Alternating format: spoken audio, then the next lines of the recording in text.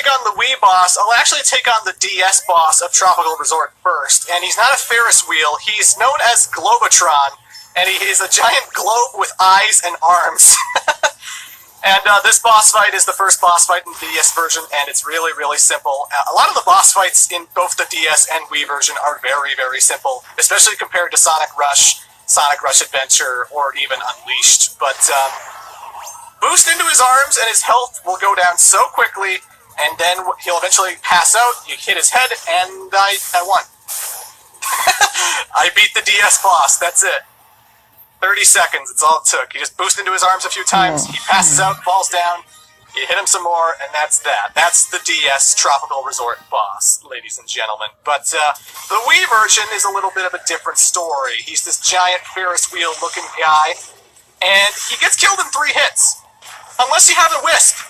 If you pick up the Laser Wisp, and then you use Laser to run into him, he instantly dies! So you can homing attack him like 3 times, you can boost up the Ferris wheel and sort of like jump off the side or try to land on those platforms to homing attack him. But you can just immediately grab the Laser Wisp and just kill him in 1 hit. And again, I beat him in 30 seconds. Wow, what a very challenging boss fight that was. That was such a taxing experience. I so want those Eggman Oreo cookies that are on that pirate ship. Anyway, first we're going to check out the DS version of this boss fight, and the DS version is really, really, really easy. So when you hit one of his side things that he throws at you, you get boost energy, and then you boost into one of those side things, and it will immediately hit the pirate captain and knock him down. And when he's knocked down, you keep boosting into him to drain his health really, really quickly. So he's going to knock it down, I get out of the way, boost into it, it hits him, he falls down, and then I just boost into him some more, and that's it for the pirate captain. He's done. Like I said, the DS boss fights are not all that challenging. They go by super, super quick when you know what you're doing. Much different from Sonic Rush Adventure and Sonic Rush, but yeah. The Wii version's definitely got a lot more going on. For example, you start off on the pirate ship, and one of these cannonballs is actually holding a drill wisp inside them. Like, I'm going to wait for this cannonball to fire, boom! Now I got a drill wisp. And that will actually help me when I actually have to fight the pirate captain. So you have to get all the way to the end, you have to keep homing attacking the cannonballs, reach the switch, and eventually the pirate ship will fall over, you'll land on a cake, and then the pirate and his little mini minions will try and attack you. But if you use the drill wisp, you can dig into the cake, take out some burrow bots for a whole bunch of points, and you'll notice in the top right, or the top really, there's an Eggman face icon with arrows, and that is showing you where the boss is.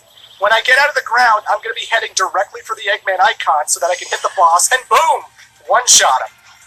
Normally, it would take like 3 homing attacks to get him to go move and get the pirate ship flying again, but with a drill wisp, you can just run into him once, and boom, that's all it takes.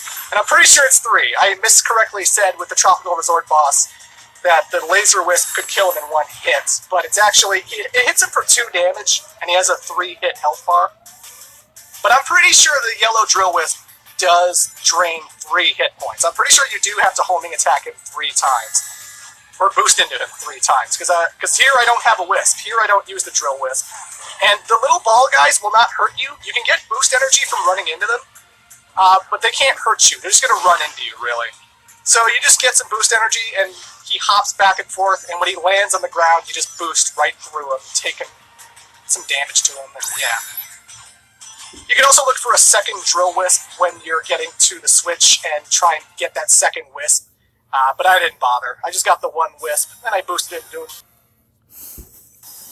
Alrighty, so first up, we're going to be looking at the DS version of this boss fight. And this boss likes to drop a lot of yellow containers that you can jump into to bounce back at him for damage, but importantly, it gets you boost energy. So when you boost into a container with the rocket wisp in it, you can get the rocket wisp, hammer it from underneath, and then eventually it will go down, and if you boost into the undercarriage and boost into the crates, you'll also get a rocket wisp for doing that. So you can boost into it with the rocket wisp twice, and then it will go down pretty badly, its health will be drained pretty quickly, and you can go for another 3rd rocket to really hammer it in.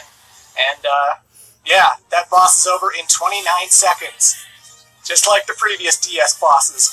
Boosting in boss fights is always a good idea with the DS version because you generally get 8-colored wisp with it. Like, even in the previous fights with Globotron and the Pirate Captain, I could have boosted into the things to get wisps, and maybe I had, but I found it was so quick beating them with just regular Sonic anyway, I just played the game normally. But with that instance, you're just going to be bouncing crates back and forth over and over again for a really long time, so if you want to speed that fight up, use the Rocket Wisps. Anywho. Now we're in the Wii version, and it's very similar to the boss fights from Sonic Unleashed. We're chasing after this thing, trying to dodge its gunfire from the turrets, and we're trying to hammer off every single piece of the ship as we can, chasing after it. So the best way to get an S rank for this boss fight, you want to destroy different sections of the ship, not just the same section. Like, I could just keep hitting the middle of the ship over and over and over again, and it would drain its health, it would eventually kill the boss, but you're encouraged to destroy multiple parts of the ship in order to get bonus points. You're also encouraged to use the laser wisp, like I just did. So every time you deal damage to this guy, the crates will drop off the ship, and they'll drop either rings, or they're going to drop boost wisps, or laser wisps. So keep an eye out. There's a difference. Look out for the white and green wisps. You want to look for a green one, because then you can laser into the side of this thing, blow it off in one shot. You'll get a color bonus for doing so, and, you know, if you've been destroying different sections of the ship, you'll get lots of bonus points that way as well. So collect rings, keep running for that laser wisp, keep using it to destroy this thing, and you should be pretty fine. Pretty fine and dandy. Also, yes, you've seen my character acting like a spaz during the whole boss fight. I kept sidestepping left, right, because you get color bonuses, or just bonuses in general, for sidestepping, which is kind of annoying, but, you know, I'll do it if I have to, why not? Not a very challenging boss, though. It's hard to S-rank, but it's not really challenging to beat. I don't think I've ever died to this boss. I don't know how you possibly could. The turret it shoots always shoots in one direction. That's easy to dodge. When it's in 2D, that stuff's easy to dodge. I don't know how you lose to it, you know, quite frankly. Just keep chasing it, keep homing attacking, eventually you'll win. Pretty easy boss fight. So now, ladies and gentlemen, we're starting to get to the repeat bosses. Both the Wii and DS version have very similar bosses in the upcoming zones. So this one's kind of very similar to Globotron. The difference is, this time, there's water underneath the platform, and when you boost into the arm, you'll get a drill wisp. And the drill wisp is used to boost into one of these electric eyes. Now, they turn the electricity on and off. Like, it'll be off, and then it'll be on, then it'll be on, off, then it'll be on. And you want to boost into the eye when the electricity's off. It'll do a lot of damage. And if you can do a one run and get both eyes in that one run, the guy will go down really quickly, and then you just jump into his head. And once again, I've beaten the boss in under 30 seconds in the DS version, because, goddamn, they just do not give a shit. And coming back to 30-second bosses who are repeats, very much like the Tropical Resort boss in the Wii version, he is basically a giant Ferris wheel, and the difference is, instead of having a laser wisp, we have a spike wisp, which you can use to cling to these spinning platforms here, these round spinning platforms, and you can homing attack him once, and then homing attack him again as a spike wisp, and then you'll kill it, and that'll be that. I know, we're in the 4th zone. You couldn't possibly get to the zone unless you cleared Tropical Resort, Starlight Carnival, and Sweet Mountain. But they're still piss easy, and they are just repeats, basically, of the previous boss fights. I mean, Sonic, the robots don't talk back. We established this back in Sweet Mountain. We established this back in Planet Wisp. The robots don't talk back. We get it! We get it! Either way, ladies and gentlemen, we're taking on the DS version first, and what happens is, you're on this teeter-totter, and you're always underwater, by the way. So, like, there's this little middle contraption which sort of looks like a Metool helmet from the Mega Man series, and when you jump into it, an air bubble will come out, so anytime you start hearing the countdown, every time you start hearing the drowning music kick in, you want to hit that helmet to get some air. But, you can use the teeter-totter to stomp and ricochet the enemies into the sailor guy, but you also want to boost into these enemies, because then you'll get a laser ability, and as soon as the guy dips down, you can actually laser him and go back and forth into him like once or twice to really drain his health super quickly. So I teeter-totter to bounce this guy into him, He falls over. Now that I have a laser wisp, I'm going to activate it and bounce, go back, bounce again.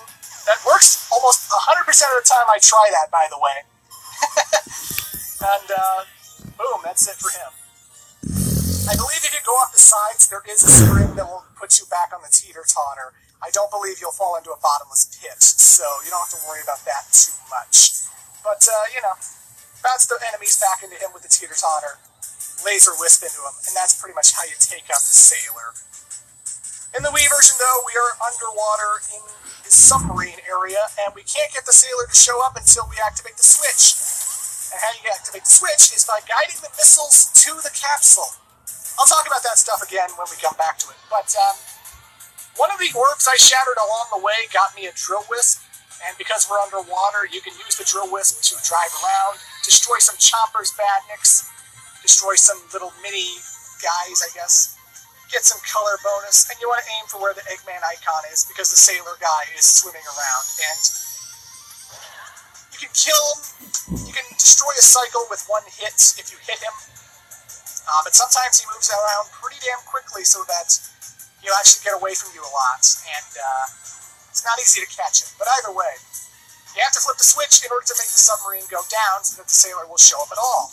But the difference is, from this compared to Sweet Mountain, the switch isn't just available to you, right? So, like, you see these missiles that are going up? Like, they're blocking the homing missiles that are aiming for Sonic, and I need the homing missiles to shatter the glass container, because Sonic can't do anything to that glass container. Hang around where some air bubbles are, because you're underwater and you'll lose breath eventually, but I need to make sure that the missiles come to this glass container so that they can shatter it so I can flip the switch. And obviously they're not coming at me because the missiles keep blocking their way, like the white missiles. So here I am, hovering. Go. Booyah!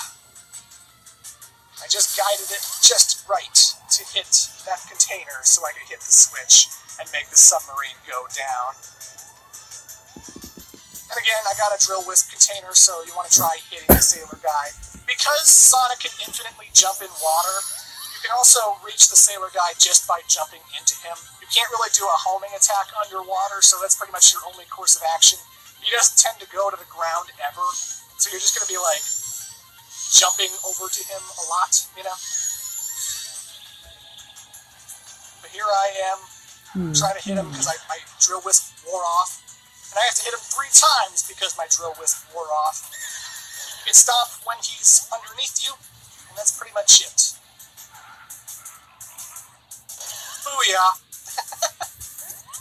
Just like Sweet Mountain, the little mini guys, they won't hurt you.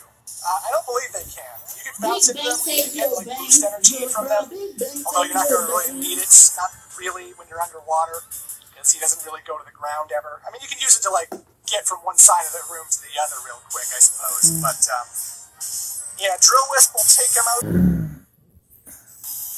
Aloha, everybody, and welcome to part 17 of Sonic Colors. Sonic is still talking to robots that can't talk back to him, and now we're taking on the Asteroid Coaster boss, first up being the DS version. And this fight is actually really, really simple. It's not that challenging at all. So right off the bat, he's going to summon this meteor, or this asteroid, that he's going to slam at you. And you want to homing attack it at first so that you can get boost energy. And when he slams it a second time, you boost into the asteroid in order to get a Void Wisp. And once you get the Void Wisp, you activate it, and you just fly towards the big ship flying in the sky. You stay close to the yellow button. You stay close to the gray structure. You'll see all these bolts and stuff flying off. You'll see his health go down really, really quickly. And as soon as the first Void Wisp runs out, the ship will dip down, trying to shoot lasers at you. But if you boost, then jump into the yellow button, so like you're boost jumping into it, you'll get another Void Wisp, and then you can just suck up more pieces of scrap out of this thing, and yeah, that's it. I just two-cycled this boss really, really quickly, and now, no! I love that. That's awesome. That's the best way to finish off a boss. The Void Wisp swallows the ship, never to be seen again. Where does it go?